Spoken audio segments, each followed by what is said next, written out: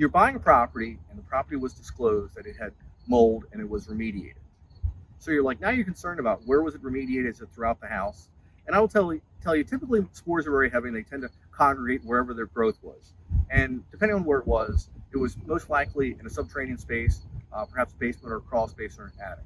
And you might wonder, well, how do I know if remediation was done properly? Well, I would circle back to the owner and say, can I see the contract, what was done? So I want to make sure that was spelled out. I'd like to see the invoice for it. Okay, so obviously you want to see the back end of the paperwork, what was done. On the present side of things, you want to inspect it. I will tell you, any surface that has been treated for mold will have a final step of a fungistatic coating that's going to be applied to the organic matter. So in an attic, it would be the rafters and the sheeting. In a crawl space or a basement, it would be the wood ceiling. And it's typically a white tinted coating that is applied to the organic matter, which is the food source for the mold. And what that coating does, it inhibits mold from coming in contact with the wood.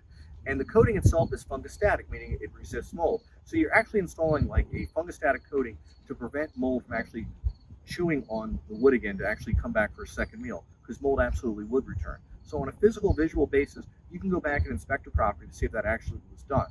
It's very important that, because every year we do dozens of jobs that someone had done previously because their mold remediation was perhaps a DIY. They have no paperwork from a company.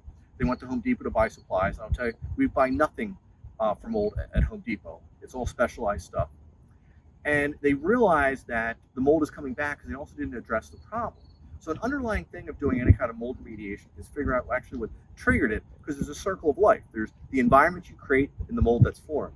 And when you remediate that, you're kind of breaking that cycle of life because you're applying a coating that's going to prevent mold from growing on that. But if you stack your basement with a bunch of boxes and cardboard, mold could absolutely grow on that. So if you're not repairing the driver, the cause of it, it will circle back. So there actually is a larger aspect of a mold remediation, of not just removing and remediating and sealing the wood so it doesn't come back, but managing the space itself.